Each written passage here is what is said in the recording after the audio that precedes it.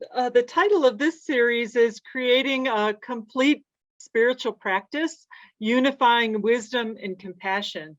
And so this is a 3-week series. We'll meet the next 2 Fridays from 7 to 8:30 Mountain Time. And then the last Friday of the month is a public talk. And I think Geshe is here now. Oh, maybe not. Sorry.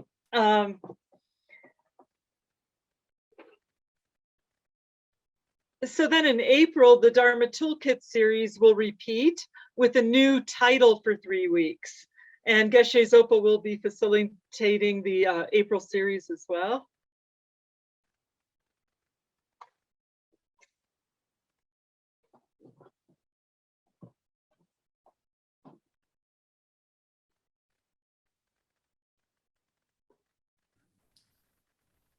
Tashi Dalek, welcome, Geshe Zopa. Tashi Dalek. Tashi Dalek, how are you? Oh, I'm well. We're so happy that you're here. Welcome to Timonarmalay. Thank you very much. Thank you. Welcome Tashi back, Dalek, everyone. Tashi Dalek.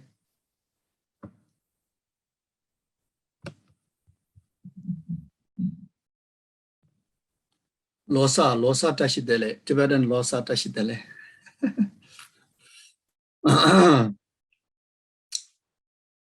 Yeah, so we are good to go. Yeah, we would just like to say that we're thrilled to welcome back Geshe Zopa to our center to teach. This is a new 3-week class on uniting wisdom and compassion. And then also next month and the month after, we'll have additional 3-week classes with Geshe. He'll be going over the Bodhisattva vows over those next 2 months. So Geshe is a really esteemed, wonderful teacher based in Australia. So we're really thrilled that he's able to teach so often for us over these few months. So thank you so much for accepting our invitation. We're really grateful that you're here. Thank you. Thank you, Venerable Tuntubla.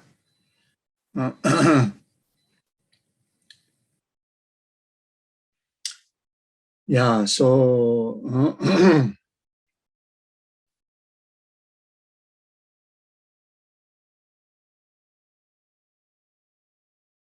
so maybe we take a few moments to reflect on the distractions, the suffering that are going on in the world, in particularly in Ukraine. Those of who pass away, those who are in great fear, great suffering, as well as other part of the world where there's experiencing natural disasters. Not only human, but so many animals, they suffer. So, so we take a few moments to express our deep concern, deep compassion, and send our merits and dedicate this very session and all the merit of the past, present, future, and also merit in the virtues of the 3 times Buddhas, Bodhisattvas, Gurus, for them to, without delay, even a moment, to receive protection, peace and happiness, liberation. So, yeah, so we do that for, silent for a few moments.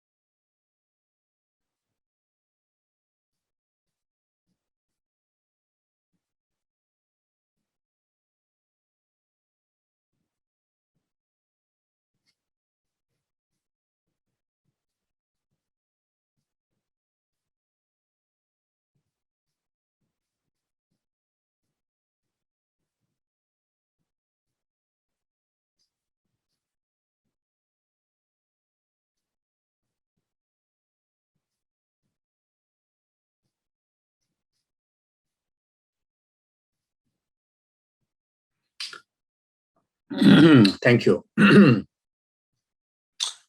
So we do the refuge and bodhicitta prayer, and accordingly try to set as genuine as possible the altruistic motivation on the basis of proper refuge in Buddha Dharma Sangha in order to make our course be most beneficial for the well-being of numberless sentient beings' enlightenment. Sangye Jodang Zoje Jonala Janjo Bado Dani Jazonje Daje Zoje Be Zonamje Dola Benjere Sangye Jobara Ejo Sangye Jodang Zoje Jonala Janjo Bado Dani Jazonje Daje Zoje Be Zonamje Dola Benjere Sangye Jobara Ejo Sangye Jodang Zoye Jonala Janju Bado Dani Jazunje Daye Jinso Yebe Zonamje Dola Benjere Sangye Jobarayo Semje Damje Dewadan Deve Judan Dembra Juje Semje Damje Dungadan Dungaje Judan Dawara Juje Semje Damje Dunga Mebe Dewadan Midawa Juje Semje Damje Nire Jadan Nidan Dave Danyola Nebra Juroje Semje Damje Dewadan Deve Judan Dembra Juje Semje Damje Dungadan Dungaje Judan Dawara Juje Semje Damje Dunga Mebe Dewadan Midawa Juje Semje Damje Nire Jadan Nidan Dave Danyola Nebra Juroje Semje Damje Dewadan Deve Judan Dembra Juje Semje Damje Dungadan Dunga je jodan dawra juje simje damje dunga mebe dewa dami dawa juje simje damje nyere chada nidan da tanyo la ne barai gyuro yeji. Then we make a salutation to Guru Shakyamuni Buddha, who is the source of the Dharma that we're going to engage. Then after that, we make salutation to our lineage guru, His Holiness Dalai Lama, where all the Dharma lineage transmissions, came into complete intact, preservation in our continuum. So, in sense of immense of gratitude. Their blessings. So we make a salutation.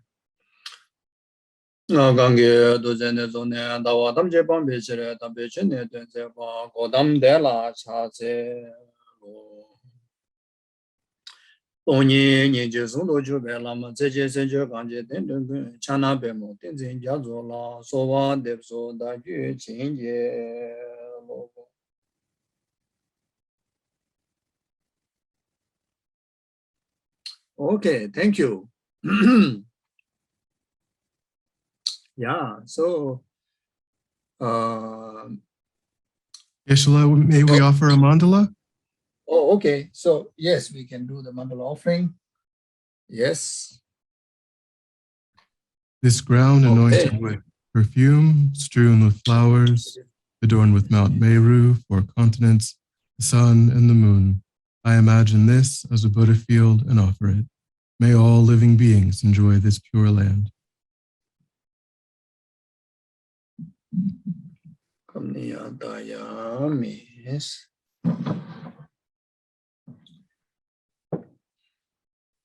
Okay. So yes, please be comfortable, relax. And so the topic that given to me is to talk on method and wisdom for these 3 sessions. So I'm thinking maybe for today, we talk about the method aspect of the teaching. Then the next session, we talk about the wisdom aspect of the session. Then the last session, we can talk about the unification of wisdom and method, and very much, how to take on to practice. And at the end of each of the session, hopefully we can have some time to do some question answer. So along the way, if you have any thing to be clarified or any other general questions if you have, so hopefully we can do that. So I set an alarm clock to make sure that I have some time for that. Yeah, so this topic, of course, is the principal topic of entire Buddha Dharma, method and wisdom. So in fact, Buddha Dharma is all about this. And when we talk about practice Buddha Dharma, it's very much about practicing the method and wisdom. And our ultimate goal of Buddhist practice is to achieve the perfected, the perfected the wisdom and method. And so we can understand that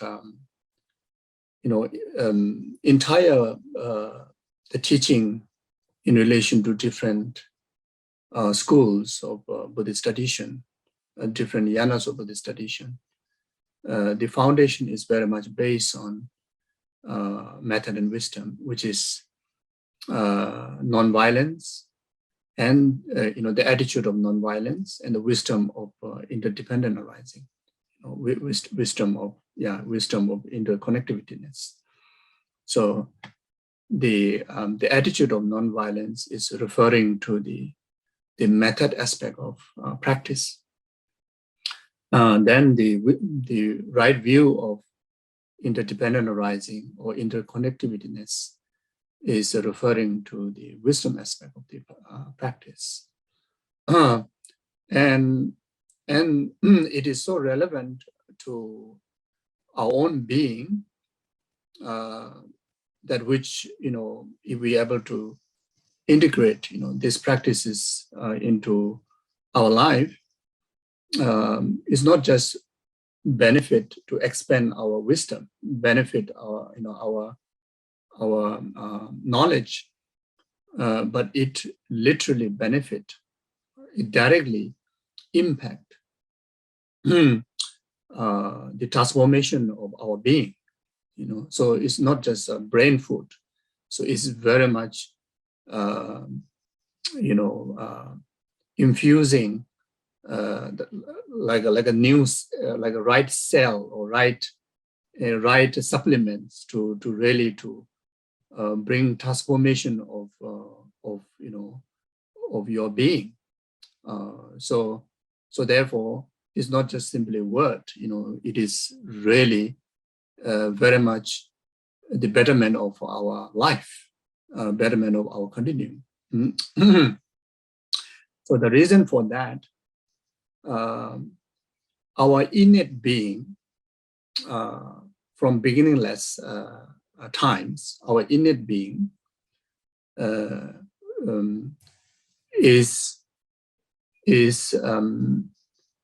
it carried the our innate being, it carried the qualities of the wisdom and method that we are pursuing to fully awaken.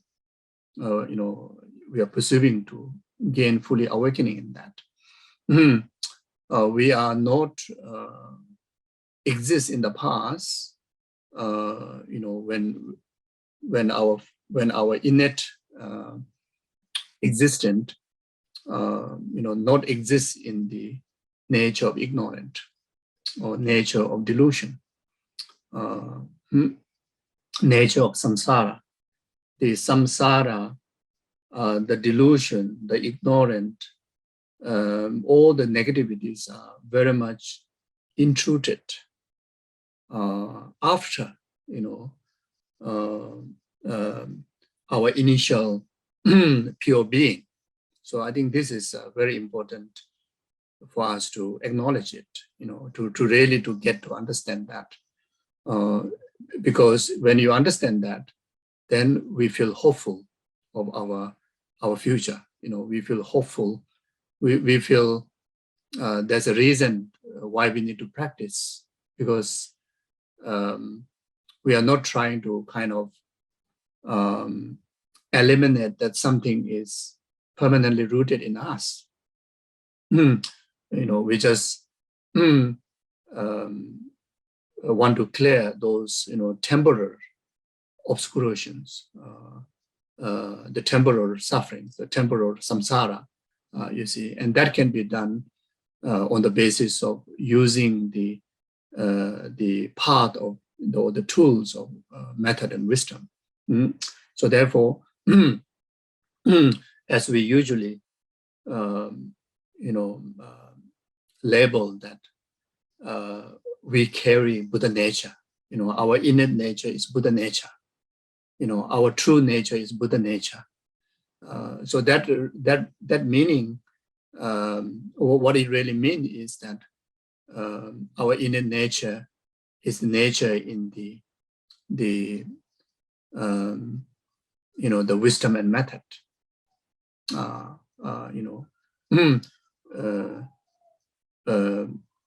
The method,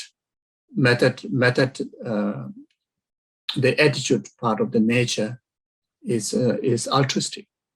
Our innate nature is born with love, compassion, altruism. Then our innate nature of the wisdom aspect is the emptiness nature of our continuum, emptiness nature of our being, which we regard as the conventional Buddha nature and the ultimate Buddha nature. So the conventional Buddha nature, ultimate Buddha nature, is our real, our fundamental real being. That is our main identity. The identity that we carry as a samsaric being is just temporal. It's just it is just labeled for very short short phases of unstable phases of yours. So our real identity, we carry the DNA of Buddha. You see, so our gene, our real gene is the Buddha gene, the enlightened gene. So even the contaminated gene of the samsara, of our past karma and the delusion, all these are very temporal. It's just compared to our ultimate gene, those are very, very tiny. Very, very small.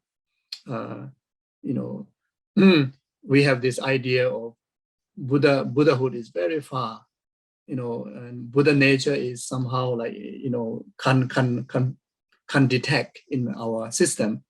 It's as if like entire our system is completely, ever filled with the samsara, ever filled with the delusion, the ignorance. So actually that itself is a wrong conception, it's a wrong view. We are very much, that view is very much generated due to, lacking of mindfulness, lacking of meditation. Is very much distraction. We are completely overwhelmed in the distraction only. So therefore, so we are Buddha family. We are Buddha family. So each and every one of us are family members of the Buddhas. Yes. So that's the truth. It's not just a nice thing to hear, but it's the real one. So now, so the Buddha Dharma or the practice of wisdom and method is simply for us to, bring into fully awakening of our pre-existent Buddha. Bring into fully awakening into our concept, into our mind, our awareness,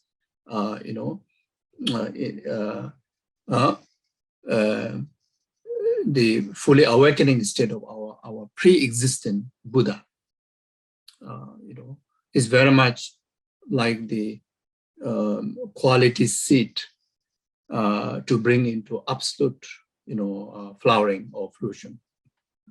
So, so our job is very much kind of timely and rightly, correctly applications of the correct tools, like correct, timely watering the plant, putting correct fertilizers, having correct soil, because I realize, I try to plant some flowers, for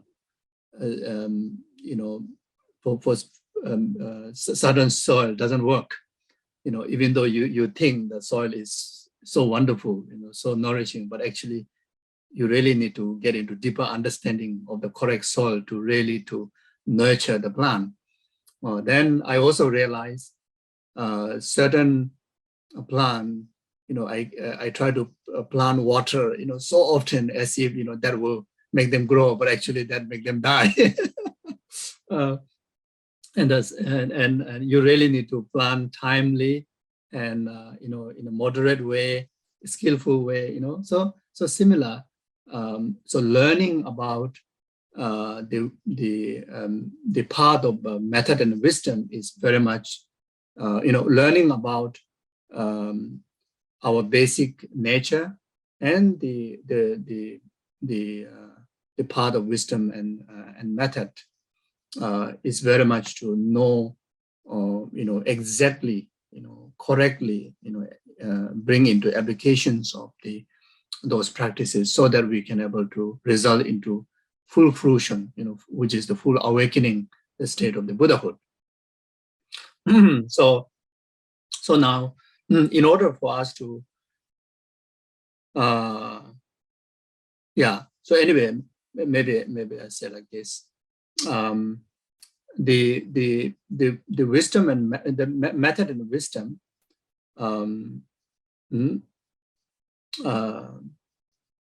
so the principle here, the method and wisdom, very much referring to the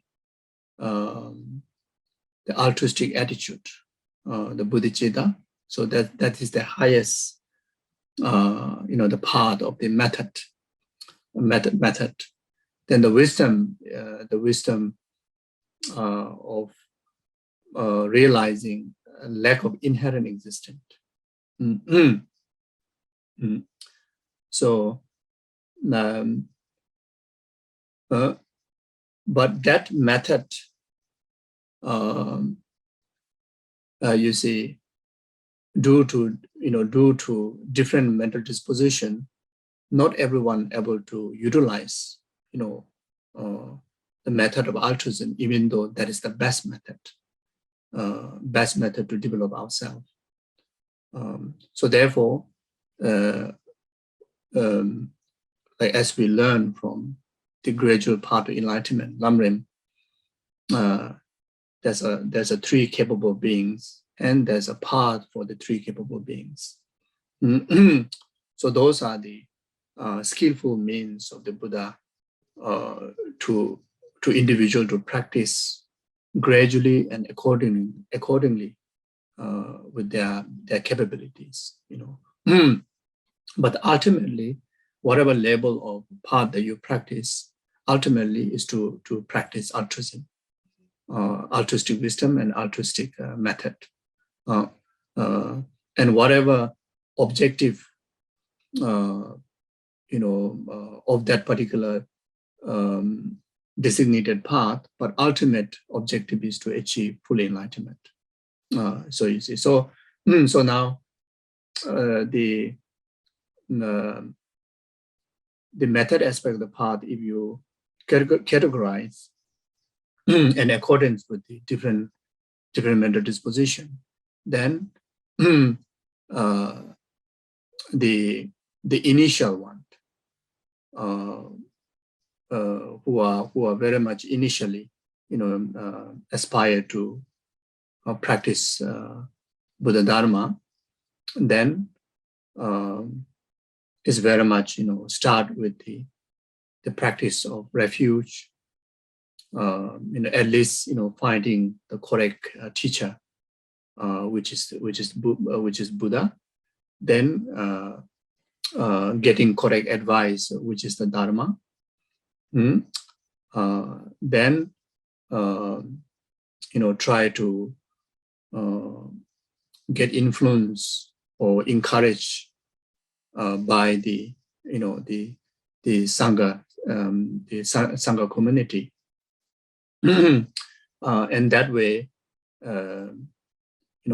try one's very best to purify past negativities and limit committing, future, committing present and future of those negative doings, negative doings, and cultivate as much as virtues possible, at least observing, the basic,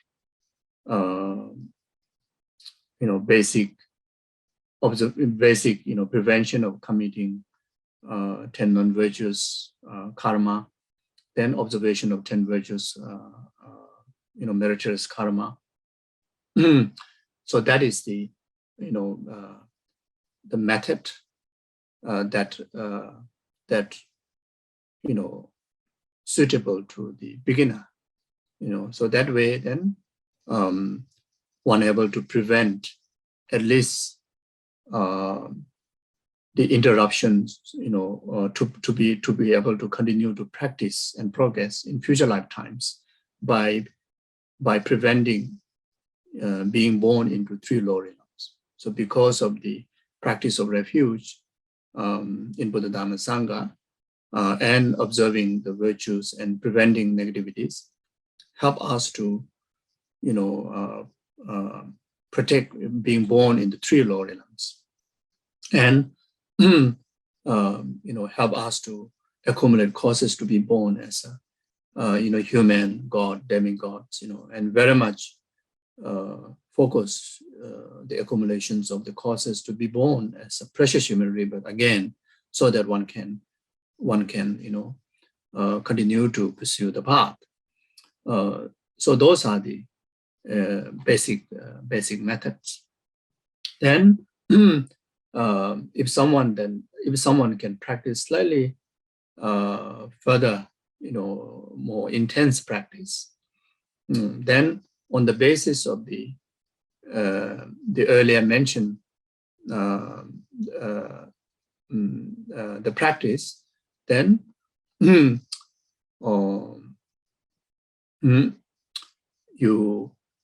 the individual, to learn about the teachings on the Four Noble Truths, teachings on the traveling of interdependent arising, teachings on the Eightfold Path. Then not only understanding the flow of the 3 lower realms, but also understand the limitations of the higher realms, the human, God, and demigod. Then adopting the method aspect of the path, the wisdom and method aspect of the path, to antidote to being reborn in the 6 realms, and to have the right causes to actualize genuine, nirvana, genuine nirvana. So by engaging in the path, the wisdom and method, the method aspect of the path, such as the path of renunciation, renouncing the entirety of the samsara, renouncing, having the mind of renunciation, through learning the Four Noble Truths, the Eightfold Path, and the traveling or interdependent rising, then you gain the attitude of renouncing not only the suffering of change, but also renouncing the pervasive compounded suffering, that which is the nature of the entire six realms of samsara. So renouncing entire six realms. Then on the basis of that, then adopting the practices of various precepts, in particularly the individual liberation precepts, such as 5 lay vows, 5 lay precepts, strictly, no killing, no stealing, no lying, no sexual misconduct, no intoxications, so these are the method aspect of practices. Then more than that, taking precepts of more serious precepts of the sanghas, such as 6 vows, or the 3 vows, 3 pre-ordination vows, then 36 nervous vows, then 253 the fully ordination vows. If one able to dedicate one's life as sangha, if not, as a lay practitioner, then the intensifying the practice of compassion, the compassion that you generate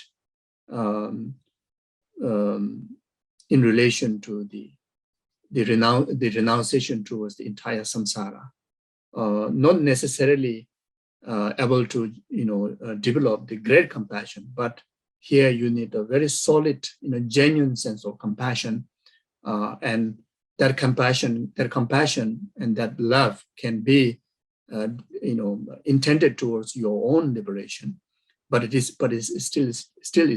okay in that level of practice.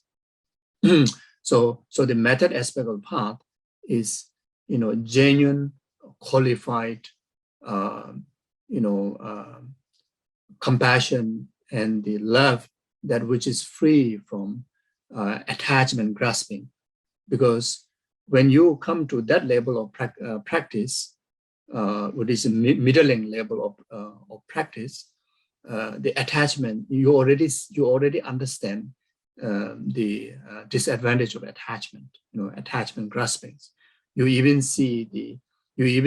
come to a position to understand clearly the disadvantage and flaw of the entire delusion, not just attachment, the entire delusion. That is the main purification that needs to happen in order to achieve the goal of engaging in the practice of the path. So you see, so the genuine sense of compassion that one can develop when one start to really understand the first true noble truth, the truth of suffering and truth of causes of suffering. When you understand that, at least on your basis, on your samsaric, one's own samsaric basis, that you understand the limitation by the pervasive compounded suffering and the causes of that, the truth of the causes, the delusion, the karma and delusion. Then from there, you develop this genuine, compassion towards your own samsaric being, and pursuing for the genuine freedom from that, genuine liberation, which is the nirvana peace. So for that, some choose the path of Hira, Pateka Buddha. Some choose the path of the solitary realizer, which is the Sarvaka Buddha, Sarvaka Buddha's path. So, so whichever path that you choose, the main principal practice is the, what do you call, the fully developed compassion towards your own samsara. So that is the main method aspect of the path. And that compassion, develop on the basis of genuine, qualified renunciation towards the samsara and its causes. Then on the basis of that, then, very much dedicating entire your energy, either through completely reliance on the perfect guru or the teacher, and live within the absolute submission of your life under the guru, then train in the moral precepts, and practice of generosity, practice of precepts, morality, practice of effort, practice of patience, practice of concentration, and practice of wisdom. You see. So, yeah. So wisdom here, not referring to the, the wisdom of lack of inherent existence. Here, very much referring to the wisdom of selflessness. Wisdom of selflessness. Of it can be, again, varieties of level of wisdom that the practitioner can cope to practice, but at least really to deliver genuine liberation of the nirvana peace, then one needs to practice the emptiness of self, or the selflessness, wisdom of selflessness. So anyway, today we talk about the method aspect of the path. So so if you follow the hearers, the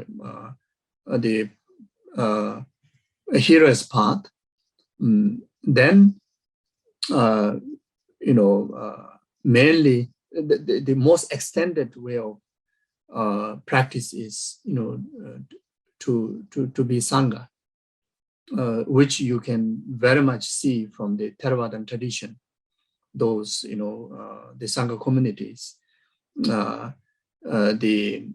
Hinayana tradition, very much either follow the hearer's path or solitary realizer's path. Based on the three yanas, they are fall into the middle, the second yana, the middle leg. So the main wisdom of practice is the emptiness of self. Then main method aspect of the practice is the moral discipline, and of course concentration too. But the main thing is the moral discipline, and that moral discipline, not only inward, but more from the outer aspect, the physical aspect of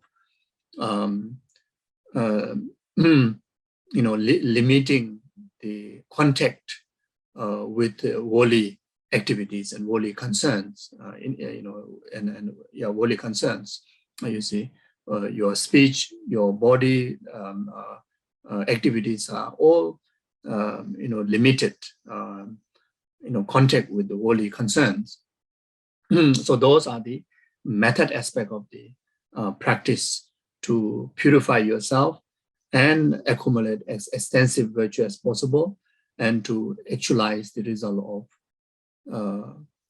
the nirvana peace. So if you are following the solitary realizer's path, then after you equip the full knowledge of the path, such as teachings of Four Noble Truths, 12 interdependent arising, then the wisdom of selflessness, wisdom of emptiness, then you dedicate your life in solitude, like in the forest or in the cave, very much become solitary realizer. That's why it's called as a practice of solitary realizer. Very much even go away from groups and societies, and completely isolate yourself from the engaging in worldly concerns, even of your speech, even of your physical activities, then complete being in a moral discipline and meditation on concentration. And through that, they accumulate all the resources, the causes to actualize nirvana peace. So like that. So as far as concerned with the Mahayana, then Mahayana, there's two sub-yanas, the Sutrayana and the Mantrayana, or the also called as a causal yana or the resultant yana, or the Mahayanic Sutrayana or the Mahayanic Tantrayana. So for the Mahayanic Sutrayana, the main method aspect of the path, the basis is the renunciation, which again on the basis of the earlier two method aspect of the path. And using the earlier two method aspect of the path as a reasoning to understand the first two noble truths in the rest of the numberless sentient beings. Then from there you develop great compassion, altruistic compassion, great compassion. And you develop great love. Then gradually you develop the Buddha mind or the Bodhisattva's attitude, which is the altruistic attitude, bodhicitta, you see. So the main method aspect of the path is immeasurable love, immeasurable compassion, immeasurable empathy, then immeasurable equanimity, or you can also say immeasurable the altruism, the bodhicitta. So that is the method aspect of the Mahayanic path, the great vehicle, you see. So so when you reach to that level of, if you are in the category of capable to practice the Mahayanic path, then one's dedication of the path has to be solely for the benefit of rest of the numberless sentient beings, enlightenment, full enlightenment. The objective cannot be just to obtain higher rebirths for yourself or for few people, or cannot be the objective of liberating other sentient beings, to the higher rebirth of human or God. That is not enough. The objective also not enough just to abide them in the state of nirvana peace, or abide yourself in the state of nirvana peace. That also not good enough. So the ultimate objective of the Mahayanic path is to abide entire rest of the numberless sentient beings in the state of full enlightenment, by eradicating entire defilement, not just the delusional defilement, which is the negation for those who pursuing nirvana peace, but also to negate the obstruction to omniscient, purifying, including of the tendency of the delusion, which is called as the ignorant, the obstruction that which ignorant that which obstruct to achieve omniscient. So now, so in order to achieve that altruistic, the fully matured altruistic attitude, the method aspect of the path, which is bodhicitta, you need to accumulate tremendous causes for that. So traditionally there's a two major methods or two major techniques provided to develop that altruistic mind. So all the past Buddhas and Bodhisattvas have used, those tools for them to develop bodhicitta and eventually become Buddha. So those tools are the 7 cause and effect tools, which is very much blessed. You can say initiated or the blessed by Buddha Maitreya, then passed down through Asanga, then the great Katamba masters, Selingpa, then the Lama Atisha, then as a follower of Tibetan Mahayanic Buddhists, then the lineage that can trace back all the way to Tibetan great Kadamba master Geshe Zopa. Then after that, Sharawa, Chekawa, Chengawa, then all the way up to the later Kadamba lineage guru, Lama Tsongkhapa, then to the Lama Tsongkhapa's true heart disciple, Ketubje and Kyatsabje, then including the first Dalai Lama, Yawa Gyindin Tupa. That's how that, as I mentioned at the beginning, we pay homage to the lineage guru, who is His Holiness the Dalai Lama. Not only his being himself is the lineage holder of these teachings, but even in the conventional, the reincarnations in each of these, 14 Dalai Lamas,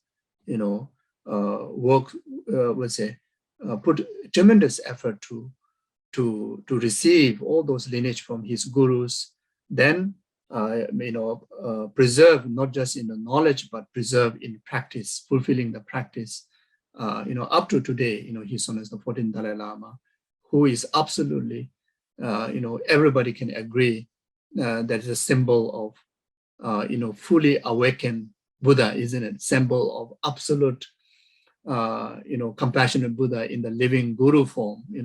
All his energy, all his activities, even in the most, challenging with the opponent, he is completely overwhelmed with compassion, forgiveness, love, friendship. Unbelievable, isn't it? So, so not only transmit in his being, but even in the new reincarnation, in each of the reincarnation, preserve this lineage. Then all the immediate, our gurus, like Gyaltsen Lama Sopa Rinpoche, like Lama Yeshe, and all the guru that we have from all the different four traditions of Tibetan Mahayana Buddhism, is everything channeled from His Holiness, the 14th Dalai Lama. So you see, so I'm almost get distracted again. So this 7 cause and effect, this lineage, drive like that, up to us. How fortunate, unbelievable. So not only we carry the seed, not only we carry the seed, the true Buddha nature we have, mentioned before, but we also have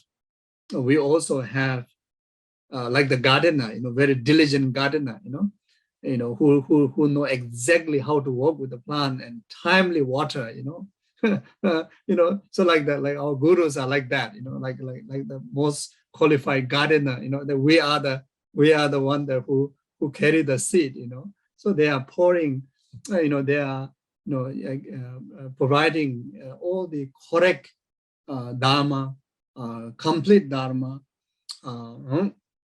then timely, the Dharma blessings, you see, and they are not just come in our life just for temporary, they were with us in our past lifetimes.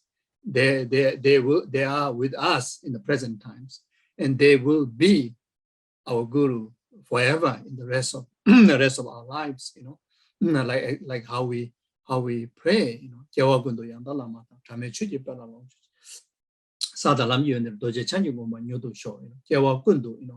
ever future lifetimes, all the lifetimes, Yangda Lama, the perfect guru, without separation, even a moment, completely showered by the Dharma. Then one actualize the realization of the stages, including of the 2 stages of the Tantra, and actualize, the Buddha's wisdom body and Buddha's form body. You see, so so like that. So the 7 cause and effect. Here comes the 7 cause and effect. Okay, 7 cause and effect. So this Dharma, this method aspect of the path, lineage channel like that up to us. So the 7 cause and effect are: first is recognizing all sentient beings as your mother. Start with your own present mother. In human, so in some human being, they forget about our own present mother. So here the task is to recognize entire numberless sentient beings as your precious mother. Recognize all sentient beings as your mother first. Second, then remember their kindness. Remember their kindness while they're being as your mother, like the present mother, and while they are not, being conventionally in that lifetime's mother.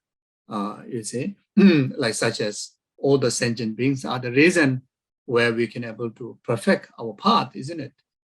When we perfect our path, we become Buddha. So our enlightenment is very much due to the kindness of numberless sentient beings, you see. So therefore, remember the sentient beings' kindness. Then repaying the kindness, repaying the kindness. There's so many ways to repay the kindness. The rest of the there's the 7 causes, are the way to repay the kindness. You see, so repaying the kindness. So then the 4th one is repaying the kindness through love. Generation of love. Unconditional, altruistic love, immeasurable love. Then repaying the kindness through generations of altruistic compassion. Then repaying the kindness through the generations of, altruistic, the courageous, haksam, the courageous, is very much like the greatest, act of empathy, or the courageous commitment, taking commitment that by myself alone, I will not wait someone's help for me to help sentient being. I myself alone, entire my existence, everything I do, that I will liberate them from entire oceans of samsaric suffering and its causes, all the way up to the temporary happiness, up to the ultimate happiness, enlightenment. So that is the number 6, the causes. Then will result the bodhicitta, the fully matured, the method aspect of the path that we are talking about. So then, so that's one. Then another traditional method is the 4-point, self-exchanging with others method. Dakshen Yamje, the self-exchanging with others method. So that method, blessed or the initiated or the blessed by Buddha Manjushri, then down to the Indian great pandits like such as Nagarjuna, like such as Shantideva, then such as Lama Atisha, then to all the Kadamba masters that I mentioned before, including His Holiness Dalai Lama and our gurus up to today. Every one of them, they carry this lineage of the both practice,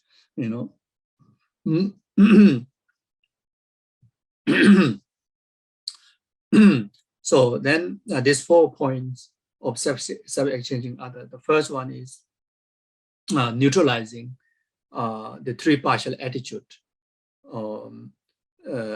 the strong attachment to the loved one, then aversion to so-called as enemy, then ignoring to the rest of the sentient being. So first, neutralizing these 3 partial attitude. Then after that, then the second one is seeing the, understanding all the faults of self-cherishing attitude, all the faults of the self-centered attitude. Then the third one is learning and seeing, understanding all the benefit and advantage of cherishing the rest of the other sentient beings' well-being.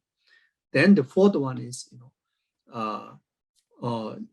actually equalizing the self and others, means actually changing self and others.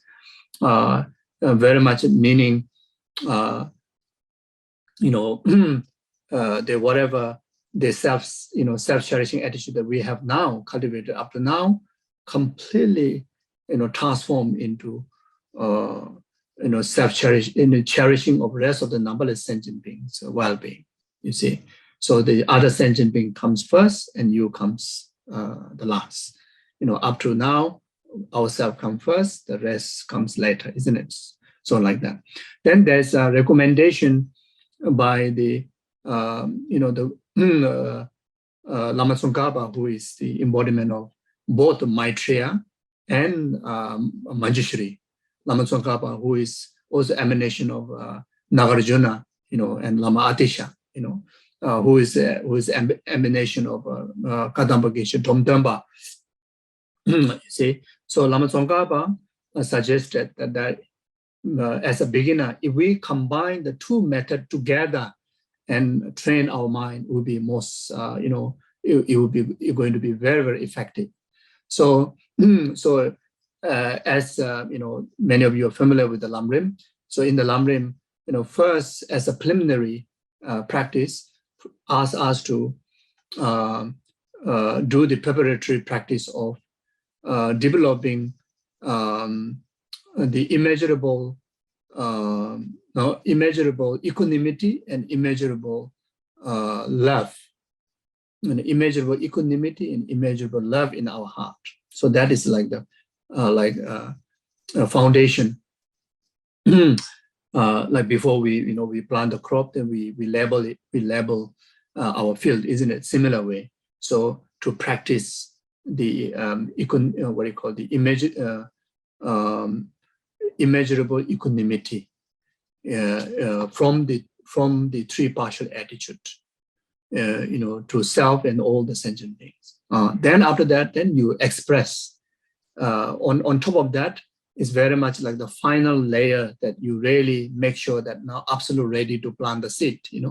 Then for that aspect is to develop love, immeasurable love. You see, as much as love that you express to yourself and to your loved one, you try to express that to every single rest of the sentient being. So simply meaning to be able to express that may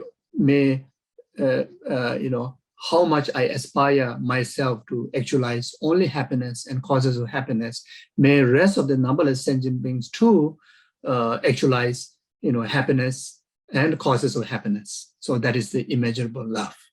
You see, so you train your heart like that. Yeah, you see. So then after that, then you start with the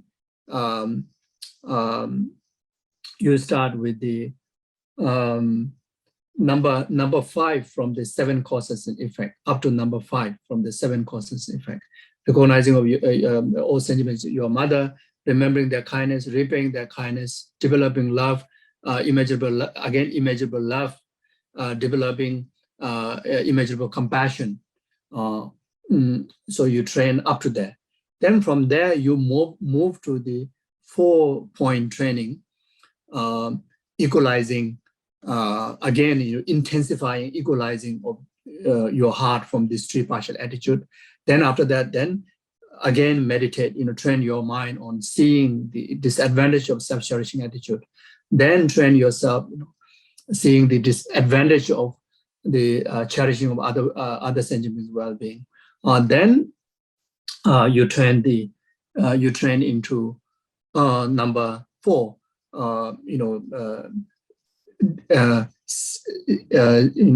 Actually exchanging self and others. Once you develop that, then you move to the number 6 from the 7 causes effect, the special courageous heart, the laksam. You develop that. Then, so whether you are using the single, training method either 6 courses or 4 courses, or was it 4 self-exchange on the other, or they combine all the two. Whenever you struggle, especially when you come to the last point of training, still so difficult to generate the result, the bodhicitta, then asked to train in Tonglen practice, specifically, engage into Tonglen practice. So the Tonglen practice, like, what we learn from the mind training teachings, Lamrim, as well as, what put into the verses in Lama Chöpa. Most of us do the Lama Chöpa practice, Guru Puja practice, there. So use the breathing tools of the breathing in and out. Then when you breathe out, you give all your merits, all your virtues, happiness to all the rest of the sentient beings and abide them into the state of happiness.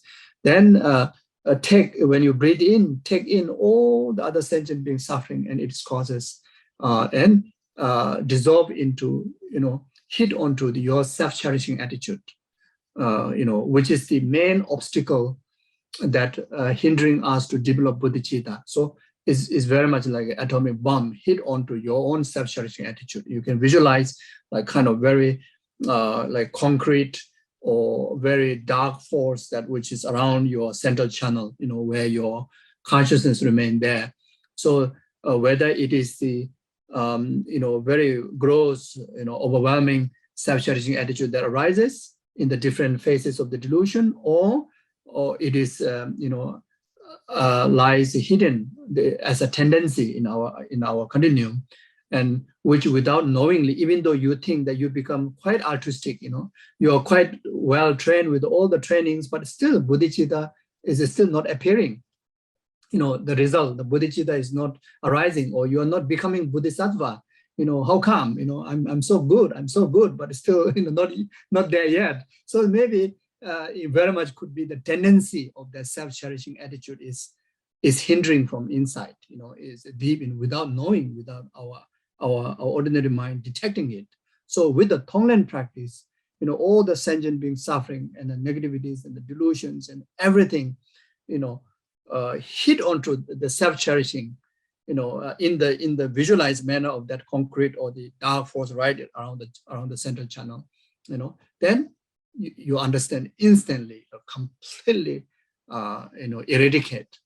completely eradicate, from the root, from the tendency, you see. So then, because of the power of the Tonglen practice, you create the resources of immense of merit. That merit will help the condition us to, your training to be fully succeed into resulting or becoming bodhisattva, or entering into the first moment of the path of accumulation. First time becoming bodhisattva, like that. You see. So this is how that we train our mind in the practice of the method. Practice of the method. Then the training, of course, if you still struggle, then you repeat, the training again and again. Or you can sometime do the 4-point training, sometime do the 7 cause and effect training, sometime do the combining training. You just corner yourself to train well, using all the different methods, or initially you check which one suits you the most. Maybe good to check few times, do the meditation, do application of those methods. Then after that, once you know that, oh, this technique works best to me, then you stick onto it. Then you repeatedly, train again and again until you actualize the result like that. So now, if in case, or maybe some of you already Arya Bodhisattva or emanation of Buddha, or some of you are already maybe just this very moment, just enter into the path of first moment of path of accumulation, or then now very much during the path of, so there are 5 paths: path of accumulation, path of preparation, path of seeing, path of meditation, path of no more learning. So the 4 paths are the path of a trainee. The last one is the path of the Buddha. part of normal learning is when you achieve Buddhahood. So now, during the part of meditation, part of accumulation and part of preparation, more practice of the method aspect of the path. So majority of time, you are in gathering of as much as resources of merit. So that's why your lifestyle is going to be quite busy. There's, you will still do meditative sessions. You still need to, continue to prepare for realizing emptiness directly. You still have meditation session, but majority of our time will be accumulating a lot of merit, engaging in extensive practice of generosity, extensive practice of generosity, etc. Then, so there's a 3 levels, that you will be developed from this small moment of the part of accumulation, middling moment of part of accumulation, and the greater moment of part of accumulation. Then after that, then you reach to the part of preparation. So when you reach the part of preparation, then there are 4 levels. Jonam Tue, the first one is called the heat, then the peak, Jonam Tue Semo, Jonam Tue Semo Sopa, then the third one is patient, then Chojo, the supreme Dharma. So when you reach to the part of preparation, then since you have already gathered much merit during the part of accumulation, that's why I call name as a part of accumulation, the accumulation of merit. So now when you reach to the part of preparation, what you are preparing for? You're preparing to realize emptiness directly, isn't it? So if that's the reason, then you need to meditate more. So during the part of preparation, you have a lot of sessions of meditation, but the meditation object is very much the conceptual, the wisdom on emptiness, not the non-conceptual wisdom of emptiness. You see, so by meditating, as consistent as possible, then during the last session, the supreme Dharma, which is the period of absorption meditation session, when you are fully develop the entire preparation to the seeing emptiness directly, then the first moment you will within the one continuum of meditation, you will actualize the first moment of part of seeing, which is the third part, where you see emptiness directly, where you realize non-conceptual wisdom of emptiness. Or then from there, then very much your times are divided into 2 parts. Which I think I will discuss more further detail when we discuss about the part of union of method and wisdom, maybe the 3rd session. But here, just to have a brief idea, there will be a post session. The first moment of part of seeing is a session, meditation session on emptiness. Then after that, the post session, where you engage in meditative activities like generosity, etc. Then after that, then meditation again. Then after that, then you gradually, develop into part of meditation. So when you develop into part of meditation, then there are 9 labels, 9 labels that you need to climb. 9 labels you need to improve yourself. So very much, the stages of 9 levels is very much defined by the intensity and the quality of the meditation session.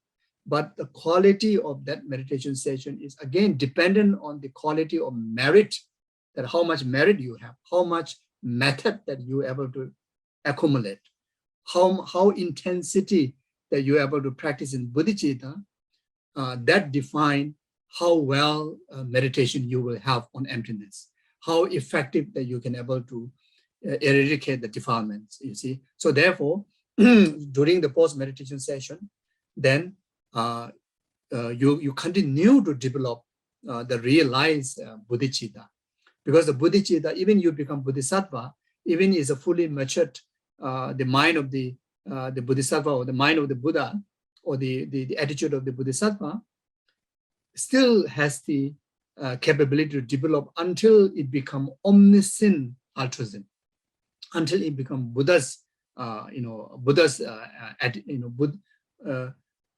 you call, yeah, omniscient bodhicitta or omniscient Buddhi mind.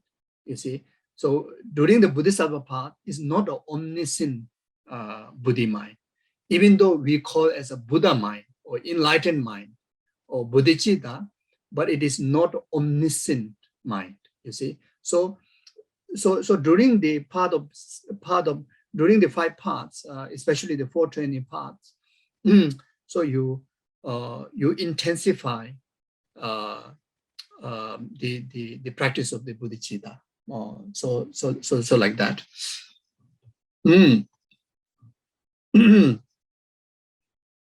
So now,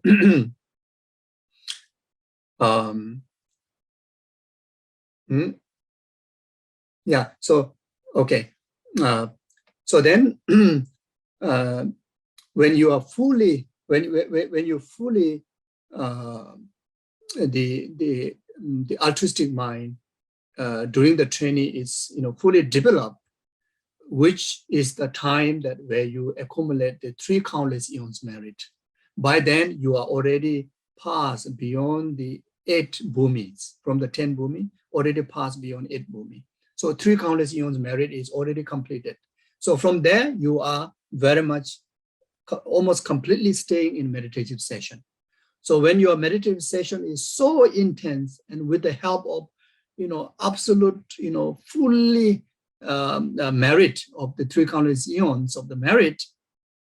So now the next moment is to actualize part of normal learning. So you become Buddha. You see, you become Buddha. So when you become Buddha, the method aspect of the path, everything, it turns into the Buddha's form body. Then the wisdom aspect of the path, everything turned into the Buddha's wisdom body. So it's amazing, how the trace of the cause and effect. You see, so whatever practice that you have developed through training from the very beginning of actualizing the foundation of immeasurable, the immeasurable equanimity, love, and all the way of training in the 5 parts. So that eventually the bodhicitta become Buddha's form body. So Buddha's form body, there are 2, Buddha's Sambhogakaya form and the Nirmanakaya form.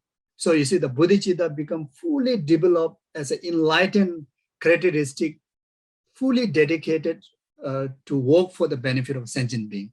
Because Buddha's form bodies are the one that work for the sentient being, like Shakyamuni Buddha, like all the 1,000 Buddhas, all the 7 medicine Buddhas, 35 Buddhas, Tara, all of them, their Nirmanakaya and Sambhogakaya form are the one that coming directly to us to help us, So those Nirmanakaya form of the Buddha, which is the result of bodhicitta, communicate with us, like in the form of our gurus, in the form of like Buddha, like Shakyamuni Buddha, like Lama Tsongkhapa, like Guru Rinpoche, all the Kadama masters, the 7 independents. So these are the emanation of the Buddha's Nirmanakaya form, which directly communicate with the most ordinary people like me. Then those who are in a slightly in the fortunate realm, like those in the Arya Bodhisattvas realm, then Buddha's Nirmana, Buddha's Sambhogakaya form, which is Buddha's form body, the Sambhogakaya, Buddha's emanations are benefiting there, like Bodhisattva Maitreya, like a Bodhisattva Maitreya, like Bodhisattva Manjushri, like Bodhisattva Vajapani, like Bodhisattva Samadabhadra, Bodhisattva Vairocana, like these are the Buddha's Sambhogakaya aspect of emanation that benefits the Arya Bodhisattvas.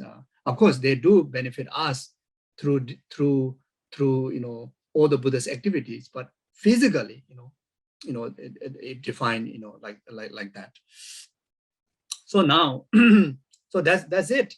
But now to deliver all this benefit, we need to go all the way back to the very ground. So that is it's saying,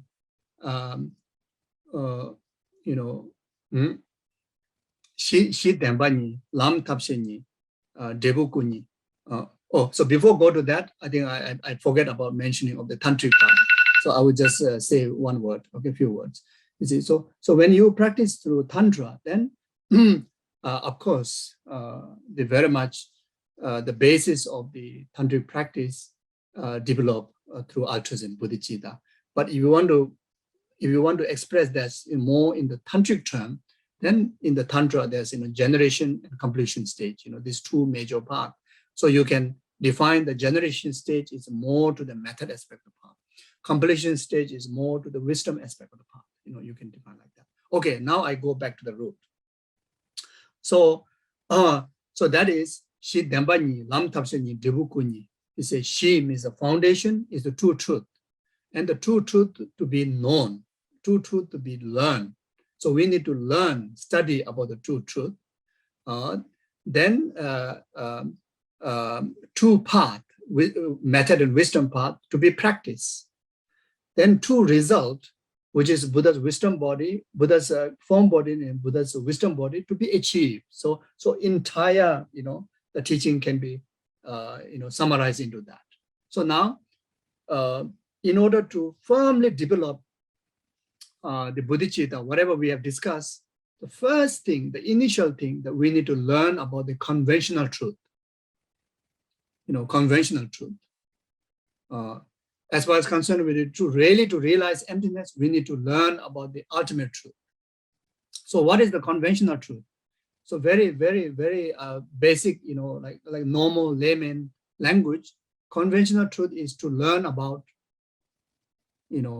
our life, learn about our world, learn about the basic, how world came about, how samsara came about, how you came about, how the happiness comes from, how suffering comes from, you see. So know the basic relative truth. Knowing the basic relative truth is to know about the conventional truth. So the more you know about the relative truth or the conventional truth, easier to generate compassion, easier to generate love, easier to generate altruism. So that's the point. You see, the more you know about the reality of samsara, the easier to get renunciation, easier to generate compassion.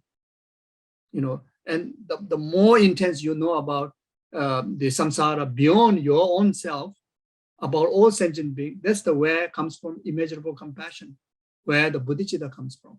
You see. So if we know little about samsara, if we know little about first two noble truth, then no way we can able to practice the second two noble truth, the truth of